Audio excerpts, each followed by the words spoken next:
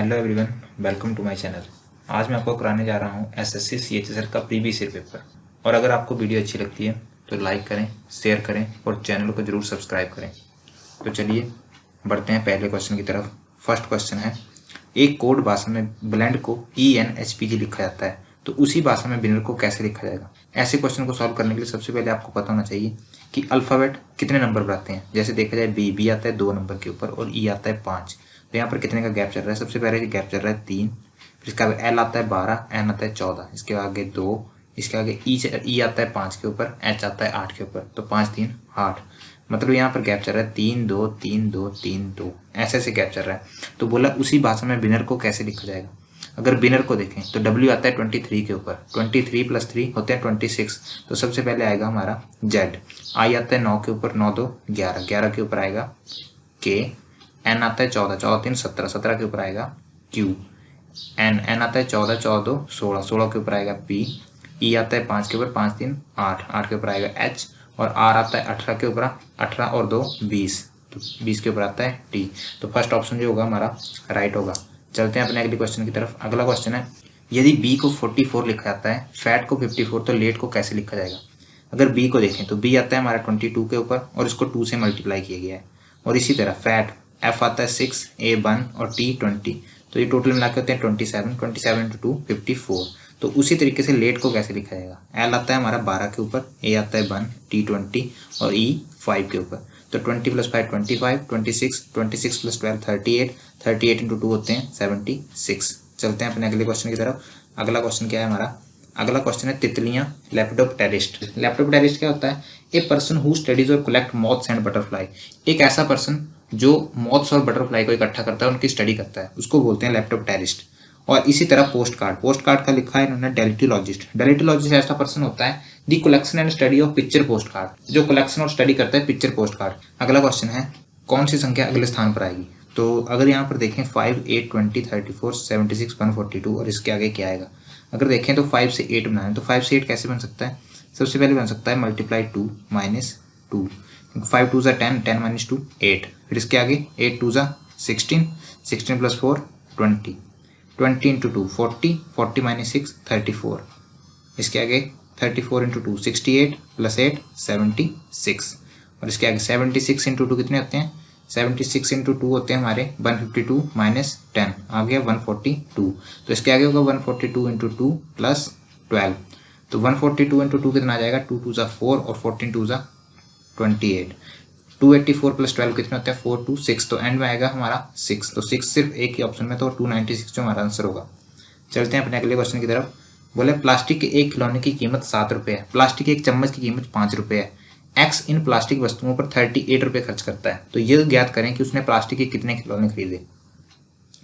अगर देखें तो कितने रुपए खर्च कर रहा है? सबसे पहले वो खर्च कर रहा है 38 रुपये। तो 38 के हमें ऐसे चाहिए, दो चीज़ें हमें ऐसे चाहिए, प्लास्टिक के खिलौने और चम्मच, कि उन दोनों को जोड़ने पर हमारा 38 बन जाए। अगर हम पहले ऑप्शन को देखें तो प्लास्टिक के कितने खिलौने खरीदे? एक खिलौने की कीमत कितनी है? 7 रुपये।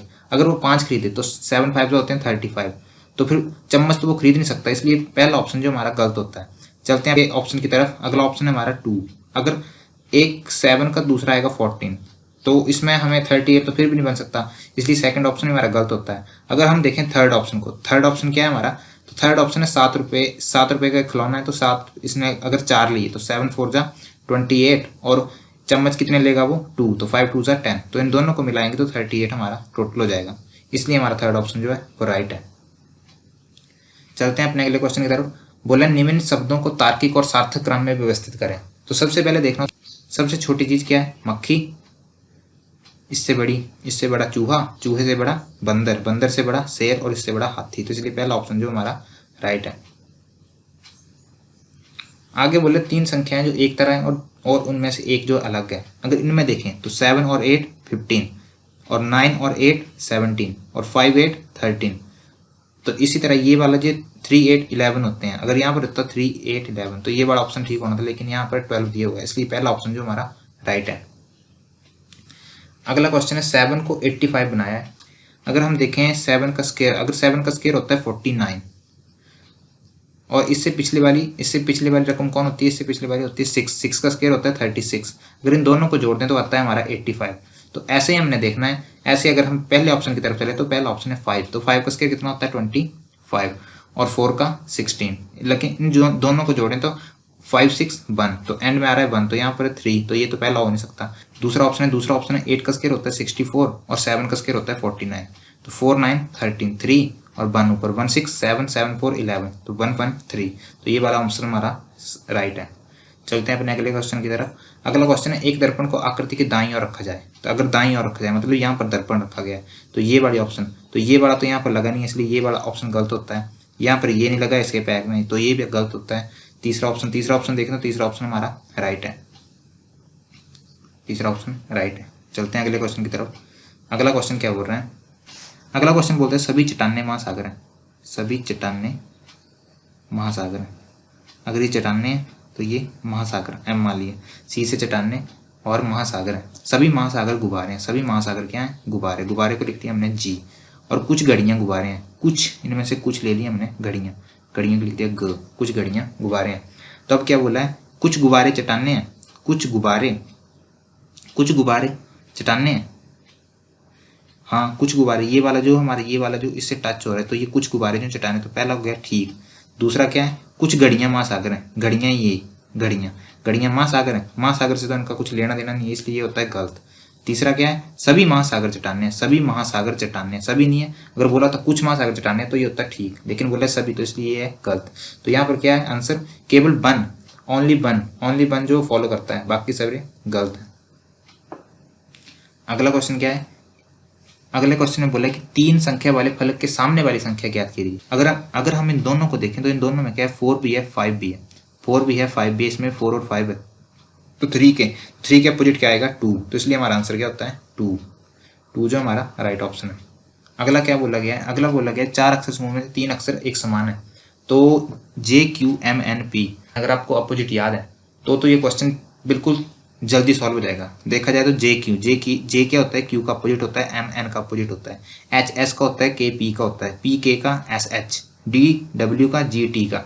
तो देखा जाए यहाँ पर जो एंड वाला अक्षर दिया हुआ है, एंड वाला अक्षर दिए होते हैं, जैसे एंड वाला अक्षर दिया हुआ है P, M, V और J, तो इसमें कुछ ना कुछ डिफरेंस चल रहा होगा। तो बाकी तो सारे एक दूसरे के अपोजिट हैं, तो इसमें डिफरेंस देखना है तो कैसे देखेंगे? जे हमारे कितने के ऊपर आता है? जे हमारा आता है 10, M आता है 13 और इसके बाद P आता है 16। तो पहले में तो 3 का गैप चल रहा है, ये तो हमारा ठीक है। अगर दूसरे को देखें तो H आता है 8, K आता है 11 के ऊपर और M आता है 13 के ऊपर, तो यहाँ पर भी 3 का गैप है, लेकिन यहाँ पर 2 का गैप है, इसलिए ये वाला ऑप्शन जो है वो हमारा ठीक हो जाता है। अगर इसमें तीसरे में देखें तो तीसरे में P 16, S 19 और V 22 के ऊपर आता है, तो यहाँ पर 3 का गैप है, इसलिए सेकंड ऑप्शन जो हमारा राइट है। अगले क्वेश्चन में बोला है कि 4, 14 और 44 और ऐसे ही नीचे एक ऐसी संख्या दी हुई है जो इसी की तरह होगी, तो 4 से 14 कैसे बन सकता है? अगर 4 से 14 बनाना तो 4 3 होते हैं 12 प्लस 2 और इसके आगे 14 3 42 प्लस 2 44, तो पहला ऑप्शन 5 3 15, तो ये तो सीधा 15, इसमें 2 तो ऐड नहीं हो रहा है, पहला गलत हो गया। 9 3 37 प्लस 2 होता तो यहाँ पर होना था 29, लेकिन यहाँ पर है 30, तो इसलिए ये वाला ऑप्शन भी गलत होता है। और देखें तीसरे ऑप्शन को तो 11 3 33 प्लस 2 35 और 35 इंटू 3 होता है 105 और 105 प्लस 2 107, इसलिए थर्ड ऑप्शन जो हमारा राइट है। चलते हैं अपने अगले क्वेश्चन की तरफ। तो अगले क्वेश्चन में क्या बोला है? ये एक कागज को मोड़ के रखा गया है, कागज को खोलने पर क्या होगा? अगर कागज को खोलने पे देखें तो यहाँ पर सबसे पहले क्या है? एक गोला है, फिर 2 है और इसके आगे जब ये खुलेगा तो इसमें हो जाएंगे 4 और एक क्या इसमें पंखुड़ी, एक ऐसे है और दूसरी ऐसे है, तो ऐसे हमने ऑप्शन में देखना है। तो इसमें तो सिर्फ 2 है, अगर 4 होते तो ये ठीक होता है, लेकिन इसमें 2 है, ये गलत है। अगर चलें सेकंड ऑप्शन की तरफ, तो सेकंड ऑप्शन क्या है? सेकंड ऑप्शन 1 2 3 4 और 2 पंखुड़ी, तो ये वाला जो है हमारा राइट हो जाता है, तो सेकंड ऑप्शन जो है हमारा राइट है। अगले क्वेश्चन में बोलता है एक परिवार में बी के का पिता है, बी के का पिता है, ये आ गया के का पिता है। बी के केवल 2 बच्चे हैं, 2 बच्चे आगे। के आर का भाई है, के जो है वो आर का भाई है, तो इस पर लग गया प्लस। आर पी की बेटी है, आर जो है पी की बेटी है, तो ये क्या हुई? ये हुए पति पत्नी। और क्या बोला? ए पी की पोती है, ए पी की पोती है, तो ये जाएगी पोती, ठीक है। एस ए का पिता है, तो एस ए का पिता है, एस ए का पिता, तो ये हो गए पति पत्नी, ये हो गए दोनों पति पत्नी, ये पिता और ये पत्नी, ठीक है। तो क्या बोला, एस का के से क्या संबंध है, तो ये दोनों थे भाई बहन, और ये इसका क्या है, पति, तो ये इसका क्या लगेगा, ये इसका लगेगा जीजा। तो इसलिए फर्स्ट ऑप्शन जो हमारा राइट होता है। अगला ऑप्शन है, अगला क्वेश्चन है, उस विकल्प का चयन करें जिसमें नीचे दी गई आकृति अंतर्निहित है। तो इसमें देखना है कि ये वाली आकृति कहाँ बन रही है, तो ये वाली आकृति बन रही है ऐसे, फिर ऐसे, फिर ऐसे, फिर ऐसे और फिर ऐसे। तो पहला ऑप्शन जो हमारा राइट है। चलते हैं अगले क्वेश्चन की तरफ। अगले क्वेश्चन में क्या बोला है कि गेट को एच एक्स बाई एक्स लिखा गया है। तो जी आता है हमारा 7 के ऊपर, ए आता है 1, टी 20 और ई आता है 5 के ऊपर, और एच आता है 8, एक्स आता है 24 के ऊपर, बाई आता है 25 और एक्स आता है हमारा 24 के ऊपर। तो ऐसे लिखा गया है। तो अगर हम यहाँ पर गैप देखें तो सबसे पहले क्या कर रहे हैं, +1 और 1। अगर 1 को हम मान लें 27 तो कोई दिक्कत तो नहीं है, क्योंकि अल्फ़ाबेट में होते हैं 26, तो 26 + 1 27। अगर 27 में से -3 करेंगे तो 24, तो इसलिए यहाँ पर हो रहे हैं -3, 20 + 5, यहाँ पर +5 और यहाँ पर फिर 26 + 1 कितने होते हैं 31। ये इसको अगर 5 को 31 मान ले तो 31 में से 24 जाएंगे तो कितने बचेंगे -7। तो ये वाला पैटर्न चल रहा है, +1 -3 +5 -7। तो आगे भी ऐसे चलेगा। अगर आगे देखें तो आगे एस कितने के ऊपर आता है, एस आता है 19, आई आता है 9 के ऊपर, एन आता है 14 और के आता है 11 के ऊपर। तो सबसे पहले क्या हुआ था, सबसे पहले क्या किया था, +1 किया था। तो 20 के ऊपर क्या आता है टी, 9 में से 3 के 6 के ऊपर आएगा एफ, 14 + 5 19 के ऊपर आएगा एस, और 11 में से 7 जाएंगे तो 4 पे आएगा डी। तो TFSD ये वाला ऑप्शन जो हमारा राइट है। अगला क्वेश्चन है, वेन डायग्राम बनाना है, आलस्य, चिंता, शक्ति। तो आलस्य भी लागू होता है, चिंता भी लागू होता है और शक्ति भी लागू होती है। इन तीनों का एक दूसरे के साथ कोई भी लेना देना नहीं है, इसलिए वेन डायग्राम हमारा ये बनेगा। तो फोर्थ ऑप्शन जो हमारा राइट है। अगला क्वेश्चन है, उस आकृति का चयन करें जो नीचे दी गई आकृति श्रृंखला में अगले स्थान पर आएगी। तो अगले स्थान पर देखें तो अगले स्थान पर कौन सी आएगी, अगर इसमें पैटर्न देखें तो इसमें क्या पैटर्न आपको दिखाई देगा कि ये वाला जो शेड है जो भरी हुई है, तो इसके सबसे पहले क्या किया इन्होंने, एक गैप छोड़ा है, इन्होंने एक गैप छोड़ा है, यहाँ पर इन्होंने छोड़ा एक गैप, इसके आगे क्या किया, इसके आगे छोड़े इन्होंने 2 गैप, फिर 1 फिर 2, यहाँ पर आएगा, फिर एक गैप छोड़ेंगे। तो यहाँ पर ये वाली शेड यहाँ पर, तो इस बार आएगी यहाँ पर, इस बार आएगी यहाँ पर। तो ये वाला ऑप्शन कौन सा है, ये वाला ऑप्शन, ये वाला तो यहाँ पर आया नहीं, ये भी नहीं है। तो फोर्थ ऑप्शन जो हमारा राइट ऑप्शन है। अगला क्वेश्चन है, उस समुच्चय को चुनें जिसमें संख्याएं उसी तरह संबंधित हैं जैसे कि निम्न समुच्चय की संख्याएं संबंधित है। तो 4, 1, 52 और 6। अगर 6 को देखें तो 6 का क्यूब कितना होता है 216, और 4 का होता है 64। अगर इन दोनों को माइनस कर दें तो हमारा कितना आएगा 152 आएगा। तो ऐसे अगर देखें हम पहले ऑप्शन को, तो 8 का कितना होता है, 8 का होता है 512 और 5 का होता है 125। तो यहाँ पर अगर 12 में से 5 के 7, 0, 10 में से 2 गया 8 और यहाँ पर 4 में से 1 गया 3, तो ये आएगा 387। तो पहला तो ऑप्शन है हमारा गलत। दूसरा देखें तो दूसरा ऑप्शन क्या है हमारा, दूसरा है 7 का कितना होता है 343 और 4 का होता है 64। 13 में से 4 के तो बचेंगे 9 और यहाँ पर कितना आ गया 13 में 6 के 7 और यहाँ पर आ गया 279। तो ये वाला ऑप्शन जी हमारा गलत है। अगर देखें थर्ड ऑप्शन को तो 64 और 3 का होता है 27।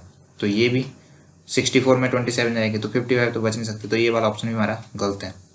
थर्ड ऑप्शन है 6 का क्यूब होता है 216 और 2 का होता है 8। अगर इसमें माइनस करेंगे तो बचेगा 208। तो इसलिए फोर्थ ऑप्शन जो हमारा राइट है। अगला क्वेश्चन है, 4 शब्दों में से 3 शब्द एक समान है और उनमें से एक अलग है। तो पहला है टहलना, हिनहिनाना, गर्जना और हु करना।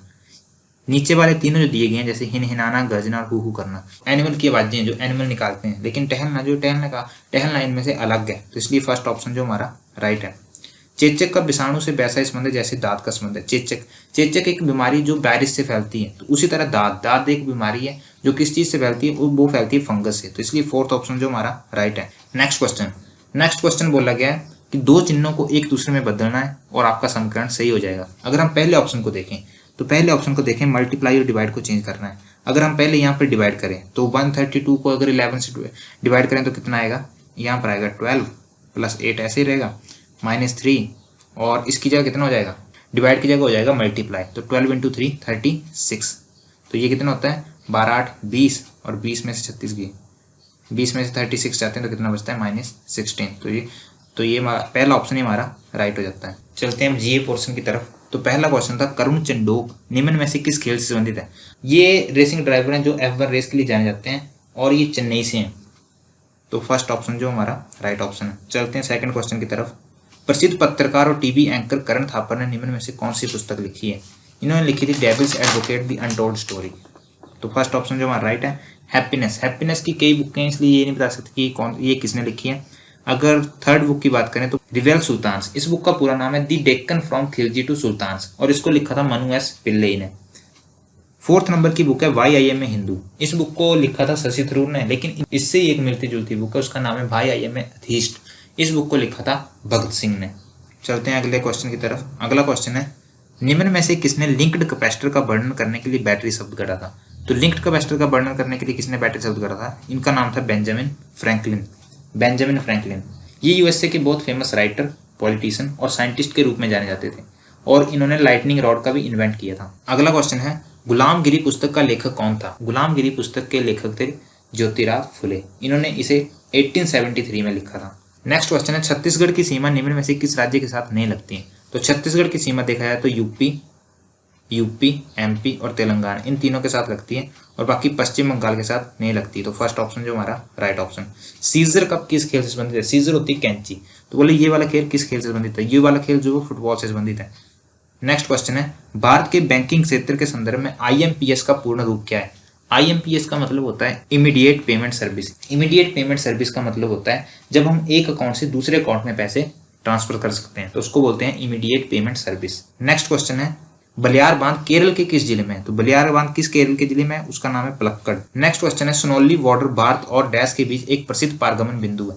सोनौली बॉर्डर, ये सोनौली बॉर्डर भारत और नेपाल के बीच में है और ये इसलिए क्वेश्चन पूछा गया था क्योंकि यूपी गवर्नमेंट ने एक बस सेवा काठमांडू के लिए शुरू की थी जो इसी बॉर्डर से होकर गुजरती है। नेक्स्ट क्वेश्चन है गुजरात में स्थित स्टैचू ऑफ यूनिटी की ऊंचाई कितनी है। तो इसकी ऊंचाई कितनी है 182 मीटर और अगर फीट में पूछे तो 600 फीट। नेक्स्ट क्वेश्चन है मई 2019 में प्रेम सिंह तमांग ने किस राज्य के मुख्यमंत्री के रूप में शपथ ली थी। तो इन्होंने किस राज्य के रूप में शपथ ली थी, इन्होंने ली थी सिक्किम। और अगर बात करें असम की, तो असम के कौन है, असम के हैं सर्बानंद सोनोवाल। उड़ीसा की बात करें तो नवीन पटनायक और अरुणाचल प्रदेश के हैं पेमा खंडू। चलते हैं अगले क्वेश्चन की तरफ। यूनेस्को की मानवता की अमूर्त सांस्कृतिक सूची में केरल के निम्न कला रूपों में से कौन सा कला रूप शामिल है। तो इनमें से कौन सा कला रूप शामिल है, उसको बोलते हैं कुटियाटम। नेक्स्ट क्वेश्चन है डैश जीव विज्ञान की वह शाखा है जो जीव की संरचना और उनके अंगों के अध्ययन से संबंधित है। तो ऐसी कौन सी शाखा है जो जीवों की संरचना और उनके अंगों से संबंधित होती है, उसको बोलते हैं शरीर रचना विज्ञान। तो फर्स्ट ऑप्शन जो हमारा राइट ऑप्शन। लाइपेज नामक एंजाइम शरीर के किस अंग द्वारा बनाया जाता है। तो लाइपेज नामक एंजाइम किस अंग द्वारा बनाया जाता है, ये बनाया जाता है अग्नाशय द्वारा। अग्नाशय होता है पैनक्रियास। इसका क्या काम होता है लाइपेज का, ये ब्रेक डाउन करता है फैट को फैटी एसिड और ग्लिसरॉल में। नेक्स्ट क्वेश्चन है AIX किस कंपनी का ऑपरेटिंग सिस्टम है। AIX IBM कंपनी का ऑपरेटिंग सिस्टम है। नेक्स्ट क्वेश्चन है मई 2019 में 24 नौसेनाध्यक्ष के रूप में किसे नियुक्त किया गया था। तो ये किसे नियुक्त किया गया था, ये नियुक्त किया गया था करमवीर सिंह को। और अगर आपसे पूछें इंडियन आर्मी चीफ कौन है, तो उनका नाम है मनोज मुकुंद नरवणे। नेक्स्ट क्वेश्चन है किस राज्य में पारंपरिक नृत्य ओटुम थुलाल लोकप्रिय है। तो ओटुम थुलाल कहाँ का नृत्य है, ये नृत्य है केरल का। नेक्स्ट क्वेश्चन है भारत में सबसे ठंडा स्थान कौन सा है। तो भारत में सबसे ठंडे स्थान की बात करें तो वो है द्रास और ये लद्दाख में पाया जाता है और ये कारगिल से 60 किलोमीटर दूर है। नेक्स्ट क्वेश्चन है भारत और पाकिस्तान के बीच हुए 1971 के युद्ध में भारत का रक्षा मंत्री कौन था। तो रक्षा मंत्री का नाम क्या था, जगजीवन राम। और अगर आपसे पूछें कि उस टाइम पीएम कौन था, पीएम थी इंदिरा गांधी। और अगर आपसे पूछें कि वहां उस टाइम प्रेसिडेंट कौन थे, तो प्रेसिडेंट थे वी गिरी। चलते हैं मैथमेटिक्स की तरफ। तो सबसे पहला क्वेश्चन क्या था, सबसे पहला क्वेश्चन था एक आदमी 12 किलोमीटर प्रति घंटे की रफ्तार से एक निश्चित दूरी की यात्रा करता है और 9 किलोमीटर की गति से वापस आता है और उसे पूरी यात्रा में 2 से ही 1/3 घंटे लगते हैं। तो उसके द्वारा तय की गई कुल दूरी कितनी होगी। तो इस क्वेश्चन को सॉल्व करने का सबसे पहले तो फार्मूला होता है 2ab upon a plus b। तो 2ab 2 इंटू a कितना है हमारा 12 इंटू b 9 और 12 प्लस 9 21 इंटू अगर इसमें हावर को मल्टीप्लाई कर दें तो हमारा डिस्टेंस खुद ब खुद आ जाएगा। तो 3 2 6 6 प्लस 1 7 7 इंटू 7 अपॉन 3 7 3 21 और 3 3 9। तो 12 2 24। तो 24 जो होगा हमारा आंसर होगा। चलते हैं नेक्स्ट क्वेश्चन की तरफ। नेक्स्ट क्वेश्चन है षटभुज के आकार के एक मैदान का क्षेत्रफल 2400√3 मीटर स्क्वायर है। एरिया ऑफ हेक्सागन होता है 3√3 अपॉन 2 a स्क्वायर। तो ये हमें कितना दिया गया है, ये दिया गया है 2400√3। तो √3 से √3 कट हो जाएगा, और अगर 3 से ये चला जाएगा 800 के ऊपर, और ए स्केयर आ जाएगा हमारा, ए स्केयर आ जाएगा हमारा, ए स्केयर आ जाएगा 1600 आ जाएगा ए स्केयर। तो ए की वैल्यू कितनी आ जाएगी, ए की वैल्यू आ जाएगी 40, ए की वैल्यू आ जाएगी 40। आगे क्या बोला है, रुपये 18.50 प्रति मीटर की दर से इसकी सभी तरफ बाड़ लगाने की लागत क्या होगी। अगर इसकी पूरी तरफ बाड़ लगानी तो बाड़ लगती है बाउंड्री पे, तो हेक्सागन की बाउंड्री का फार्मूला होता है 6a। तो इसमें अगर पुट करें, अगर इसमें वैल्यू पुट करें तो 6 × 40 × 18.50। तो इसको हम कैसे सॉल्व कर सकते हैं, इसको 6 4 जा 24, 6 4 जाएगा 24, अगर इसको हम 20 मान लें तो 24 × 2 होते हैं 48, तो लगभग हमारा आंसर आएगा 48। तो 48, तो इसको हमने बढ़ा के लिखा तो इससे छोटा आंसर आएगा, तो ये वाले आंसर तीनों ऑप्शन तो हो नहीं सकते, तो इसलिए हमारा आंसर आएगा 4440। अगला क्वेश्चन है 2014-2015 के दौरान एक कंपनी द्वारा निर्यात किए गए विभिन्न प्रकार के वाहनों की संख्या को लाखों में दर्शाता है। तो क्या बोला है, 2014 में निर्यात किए गए ए और सी प्रकार के वाहनों की कुल संख्या और 2015 में निर्यात किए गए बी और ई प्रकार के वाहनों की कुल संख्या का अनुपात क्या है। अगर हम देखें 2014 में निर्यात किए गए ए और सी, तो ए कितना है यहाँ पर 2014 में 27 और सी कितना है 43। तो 27 + 43 कितने होते हैं 7 3 10 0 1 2 3 3 4 7, ये होते हैं 70। और 2015 में निर्यात किए गए बी और ई प्रकार के वाहनों की कुल संख्या का अनुपात, तो बी है हमारा 33 और ई कितना है 57। तो 33 + 57 होते हैं 90, तो इनका अनुपात कितना आ जाएगा 7/9। तो फोर्थ ऑप्शन जो हमारा राइट है। नेक्स्ट क्वेश्चन है 12,000 की राशि पर 12% प्रति वर्ष की दर से 1 से ही 1/4 वर्ष में पंचमासिक रूप से संयोजित चक्रवृद्धि ब्याज और साधारण ब्याज के बीच क्या अंतर होगा। 12% प्रति वर्ष की दर से, 12% प्रति वर्ष की दर से हमें 12 महीने के लिए मिल गई है, तो हमें क्या बोले पंचमासिक रूप में लेनी है। तो पंचमासिक में तो 5 महीने में कितनी मिलेगी हमें रेट 5%। तो रेट आ गई हमारी 5%, रेट कितनी आ गई हमारी, रेट आ गई 5%।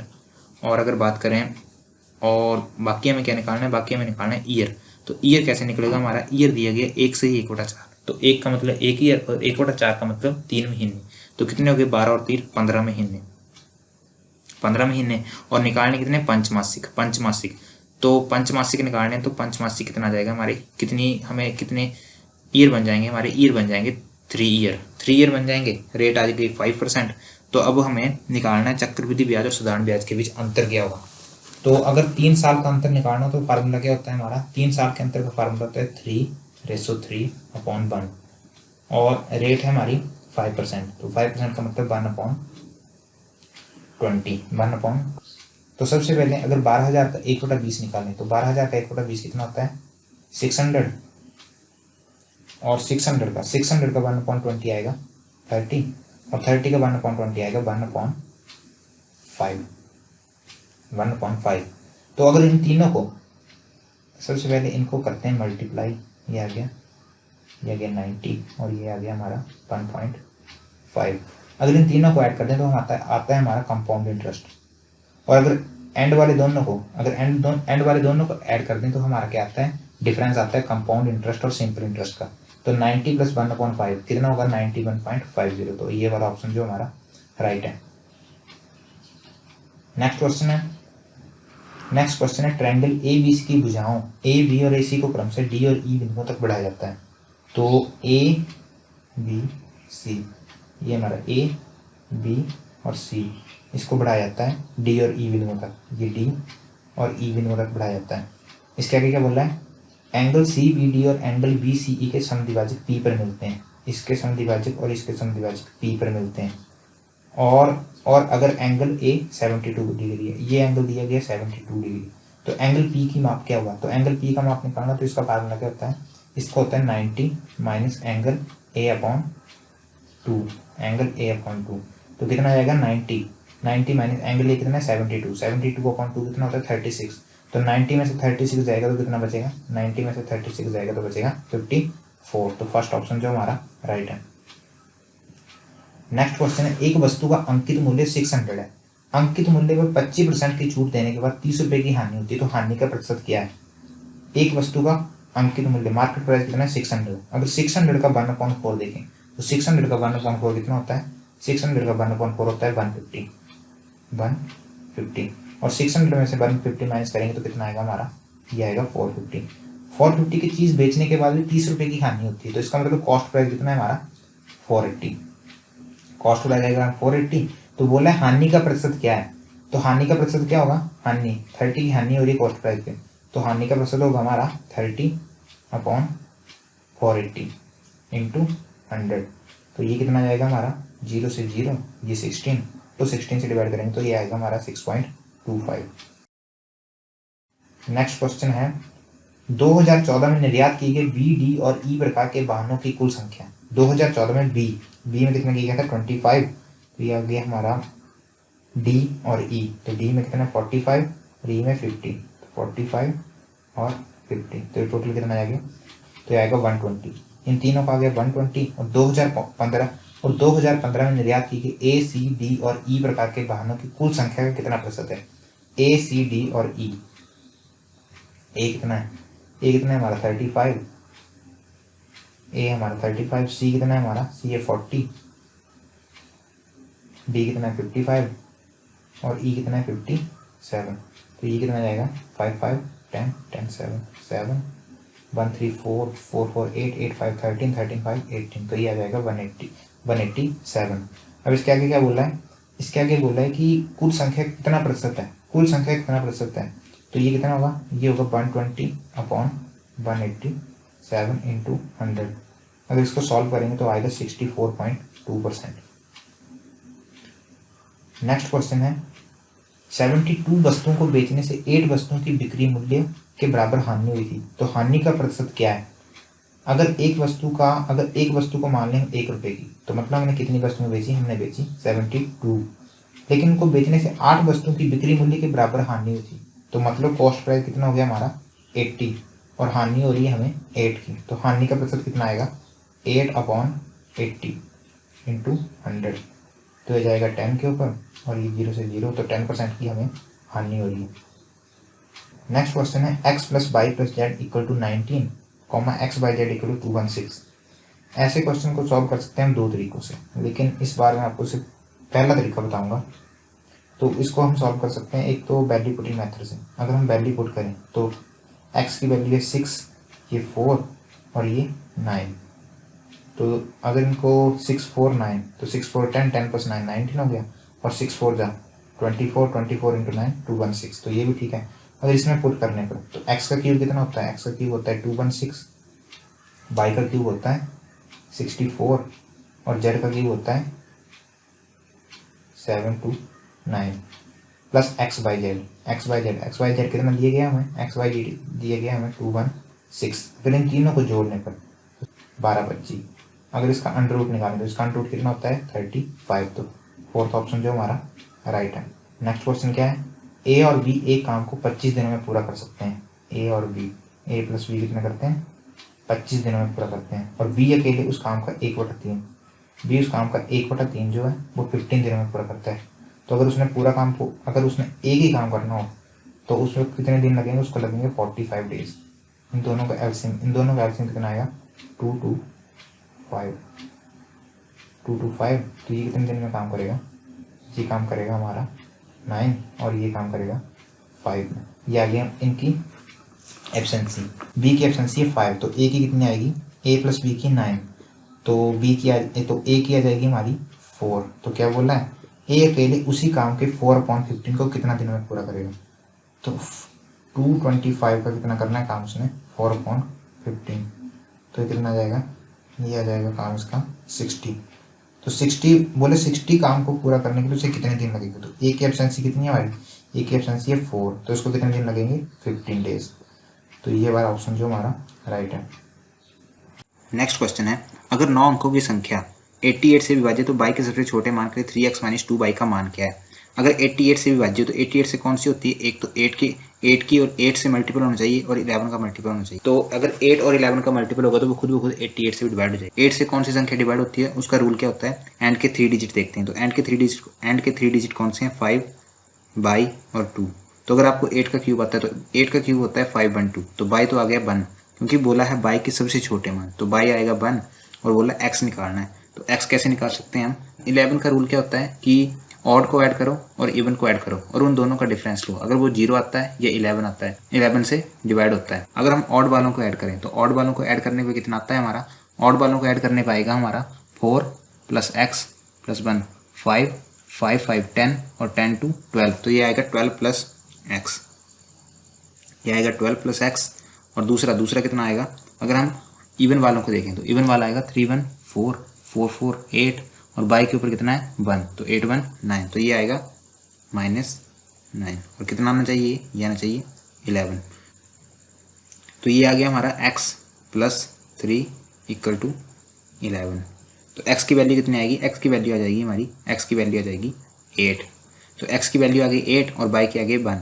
तो इसमें पुट करने पर 3 8 जा 24, 3 8 जा होते हैं हमारे 24 और 2 1 जा 2, तो 24 में से 2 जाएंगे तो 22 जो हमारा आंसर आ जाएगा। नेक्स्ट क्वेश्चन है 8x square plus y square minus 12x minus 4x y plus 9 equal to 0।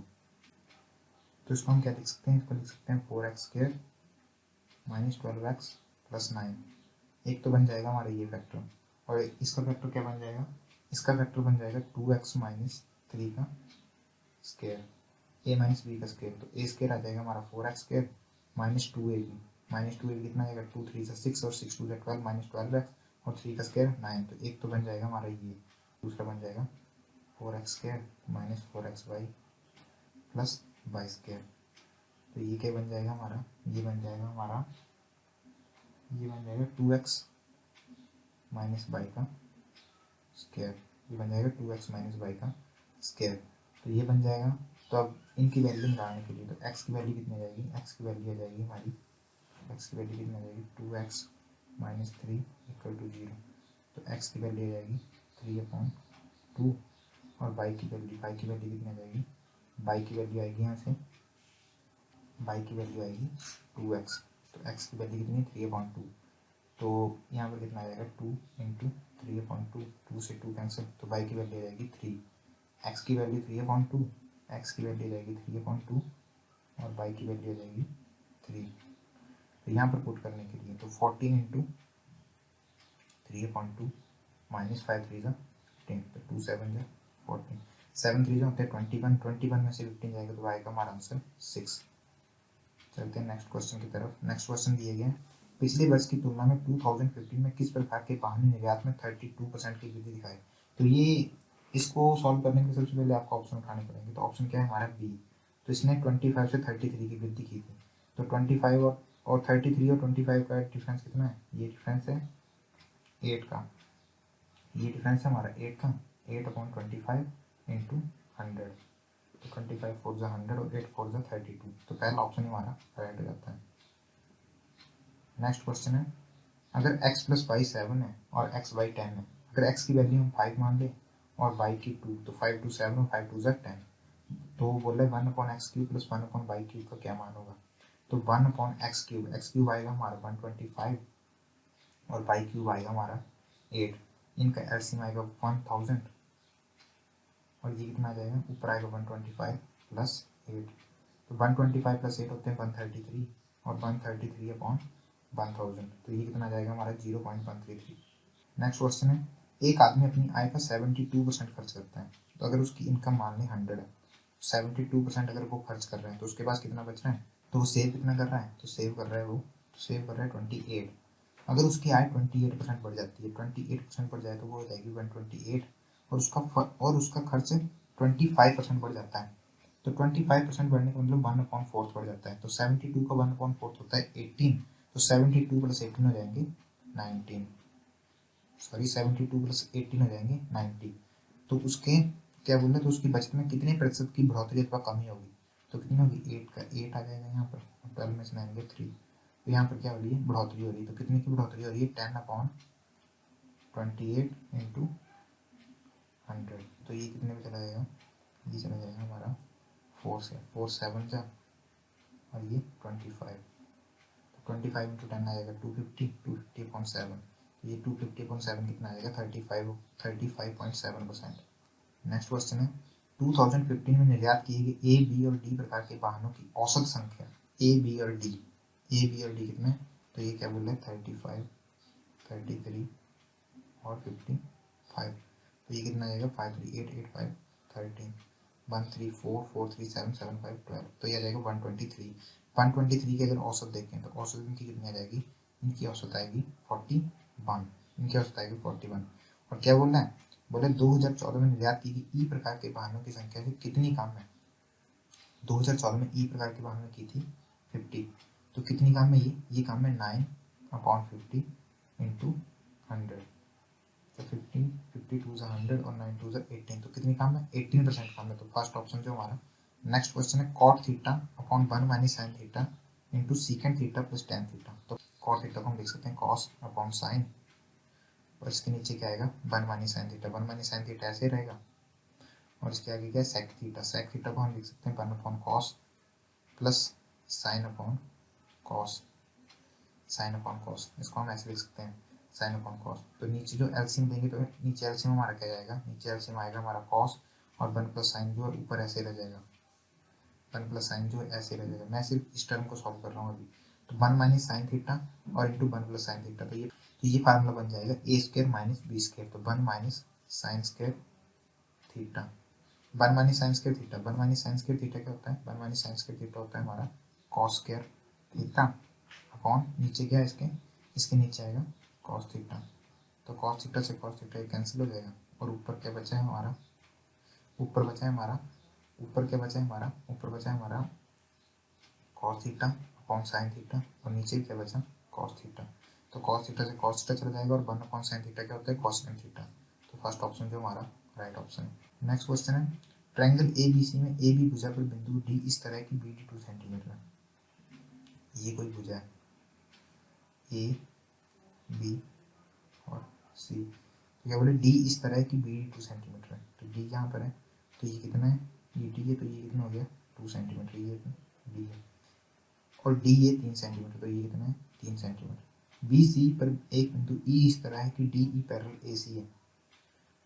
क्या बोला है, बोला है बी सी पर एक बिंदु ई, तो यहाँ पर एक बिंदु ई, ये बिंदु ई, ये इस तरह की ये वाली लाइन जो है डी ई जो है डी ई जो है ये पैरेलल किसके ए सी के, तो ये हमारी पैरेलल आ गई ए सी, और ए सी कितना है हमारा 4 सेंटीमीटर।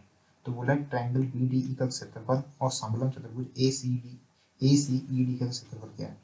तो इस क्वेश्चन को सॉल्व करने के लिए सबसे पहले आपको क्षेत्रफल निकालना पड़ेगा। तो 4 की तो हमें कोई जरूरत नहीं है, तो 2 का स्क्वायर 2 2 होते हैं 4, और ये आ जाएगा इसका क्षेत्रफल, और पूरे का क्षेत्रफल निकालते हैं 2 3 से 5, तो 5 का स्क्वायर होता है 25, तो 25 आ जाएगा पूरे का स्क्वायर, तो यह आ जाएगा 4.25। लेकिन हमसे पूछा समलंब चतुर्भुज ए सी ई डी का क्षेत्रफल, इस ये वाली पूछे ए सी ई डी का क्षेत्रफल, तो ए सी ई डी का क्षेत्रफल कितना आ जाएगा, अगर हम इसको इसमें से माइनस कर देते हैं तो ए सी ई डी का क्षेत्रफल आ जाएगा, तो 25 में से 4 के तो ये आएगा हमारा 21, तो 4.21 जो हमारा आंसर हो जाएगा। तो फर्स्ट ऑप्शन जो हमारा राइट ऑप्शन है।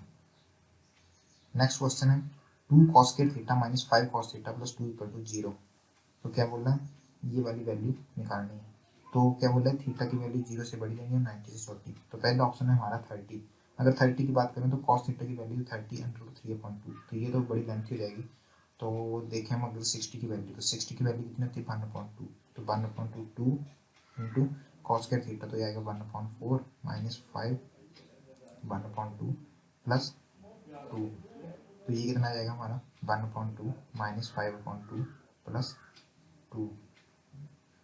तो अगर हम यहाँ पर एलसीएम ले तो ये आ जाएगा हमारा 2 एलसीएम, और यहाँ पर क्या आएगा 1 माइनस 5, और यहाँ पर आएगा 4, तो 1 माइनस 5 माइनस 4 प्लस 4 होते हैं 0, तो ये आ जाएगा हमारा 0, तो यहाँ पर भी कितना दिया गया था 0, तो इसलिए हमारा cos थीटा की वैल्यू कितनी भरी है हमने 60, तो थीटा की वैल्यू हमने कितनी पुट करनी है 60। तो कॉसेकेंट थीटा की वैल्यू देखें, कॉसेकेंट थीटा की वैल्यू कितनी होती है साइन 60 की वैल्यू होती है √3/2, तो कॉसेकेंट थीटा की वैल्यू कितनी आएगी, कॉसेकेंट थीटा की वैल्यू आएगी 2/√3 प्लस कॉट थीटा की वैल्यू कितनी है, तो कॉट 60 होता है 1/√3, तो √3 आ जाएगा हमारे नीचे, और 2 + 1 3, तो 3/√3, तो √3 से √3 पर ये कैंसिल आउट हो जाएगा, तो √3 जो हमारा आंसर आ जाएगा। चलते हैं। तो नेक्स्ट क्वेश्चन क्या है, tan 13 tan 37 tan 45 tan 53 into tan 77 divided by 2 cosecant square 60 into cos square 60 minus 3 cos 60 plus 2, इसका मान क्या है, इसको सिंप्लीफाई करना है। अगर हम देखें tan 13 प्लस tan 77 ये होते हैं 90, और tan 37 और 1053 ये भी बनते हैं 90। अगर ये दोनों 90 बनते हैं तो ये होते हैं सीधा, ये बन जाते हैं 1, और 1045 भी कितना होता है 1, तो ऊपर तो आ जाएगा हमारा 1। अगर हम नीचे वाले को सॉल्व करें तो नीचे वाले को कैसे सॉल्व करेंगे, 2 कोसेकेंट स्क्वायर 60, तो कोसेकेंट 60 की वैल्यू कितनी होती है, कोसेकेंट 60 की वैल्यू होती है 2/√3। तो इसका हम करेंगे स्क्वायर, तो इसका स्क्वायर कितना आ जाएगा, इसका स्क्वायर आ जाएगा 4/3 और इसके आगे ब्रैकेट, तो cos 60 की वैल्यू होती है 1/2, तो इसका स्क्वायर आएगा 1/4 माइनस 3 cos 60 की वैल्यू कितनी होती है 1/2 और इसके आगे प्लस 2, ये बन जाएगा 2 4 जा 8, तो यहाँ पर बन जाएगा 8/3 और नीचे आएगा हमारा 1/4 माइनस 3/2 प्लस 2, ये बन जाएगा हमारा। तो अंदर क्या बन जाएगा हमारा, नीचे आएगा हमारा 4 और इसके आगे क्या बन जाएगा 1 माइनस 6 प्लस 8, ये बन जाएगा 8। तो 1 में से 6 गया तो ये आएगा हमारा -5 और -5 प्लस 8 होते हैं 3, तो अंदर आएगा 3/4 और बाहर है 8/3, तो अंदर आएगा हमारा 3/4। तो 3 से 3 कैंसिल और 4 से ये 2 पर चला जाएगा, तो ये ऊपर था 1 और नीचे आ जाएगा 2, तो 1/2 जो हमारा आंसर हो जाएगा। चलते हैं इंग्लिश लैंग्वेज की तरफ। तो सबसे पहला क्वेश्चन है, यहाँ पर बताना है अपने इम्प्रूवमेंट का क्वेश्चन है ये कि यहाँ पर इम्प्रूवमेंट होगी या नहीं होगी। तो पहले lot of peoples visit this restaurant as it's biryani is famous. तो लॉट ऑफ पीपल जो होता है ये गलत होता है। अगर यहाँ पर होता है अ लॉट ऑफ पीपल या होता है लॉट्स ऑफ पीपल तो ये दोनों सही होते हैं, लेकिन यहाँ पर दिया गया है लॉट ऑफ पीपल्स, तो ये तो हमारा गलत है, यहाँ पर होगा अ लॉट ऑफ पीपल। चलते हैं नेक्स्ट क्वेश्चन की तरफ। नेक्स्ट क्वेश्चन है, nowadays rent for a 2-room house can run as high to ₹40,000 in Mumbai. तो एज क्या होता है, एज होता है कोरिलेटिव कंजक्शन, तो ये क्या आता है एज के साथ हमेशा आता है एज, तो यहाँ पर आएगा एज हाई एज, तो यहाँ थर्ड ऑप्शन जो हमारा राइट ऑप्शन है। चलते हैं नेक्स्ट क्वेश्चन की तरफ। नेक्स्ट क्वेश्चन है, we have little choice early in life but as we grow older choices dash. जब हम छोटे होते हैं तो हमारी चॉइसेस क्या होती हैं, थोड़ी होती हैं, but as we grow older, जैसे जैसे हम बड़े होते हैं हमारी चॉइसेस क्या होती हैं, एग्रावेट। एग्रावेट का मतलब होता है बढ़ जाती हैं। अगर यहाँ पर दिया होता है एंड पर यहाँ पर लगा है बट, तो बट क्या होता है कॉन्ट्राडिक्टरी होता है, तो ये दोनों एक दूसरे के क्या होंगे, विपरीत होंगे। दूसरा क्या है, दूसरा होता है अबाउंड। अबाउंड होता है प्रचुर मात्रा में। तीसरा होता है अफ्लॉट, बहती हैं, या एड्रिफ्ट, भटकती हैं।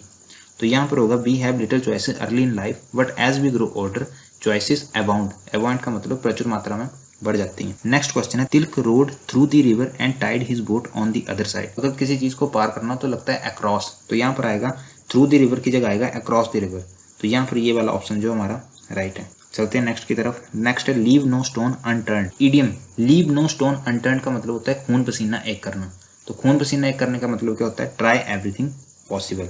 नेक्स्ट क्वेश्चन है, यहाँ पर ग्रामेटिकल एरर का क्वेश्चन है, यहाँ पर एरर बताना है। यहाँ पर एरर क्या होगा, 3 more elevated roads have been proposed in the new plan to unclog the traffic in Delhi। तो क्या बोला, 3 more elevated road, तो सिंगुलर सब्जेक्ट के साथ क्या आता है, हमारी सिंगुलर वर्ब आती है, तो यहाँ पर होगा हैज बीन पर्पस, दिया गया हैव बीन पर्पस, तो ये वाला ऑप्शन जो हमारा फर्स्ट जो है वो राइट है। नेक्स्ट की तरफ चलते हैं। तो नेक्स्ट क्या है हमारा, नेक्स्ट है कंप्रीहेंशन। तो कंप्रीहेंशन को सॉल्व करने से पहले उसको पढ़ लेना चाहिए। जैसे during organise tours in Germany, यहाँ पर बात हो रही है पास्ट टेंस की।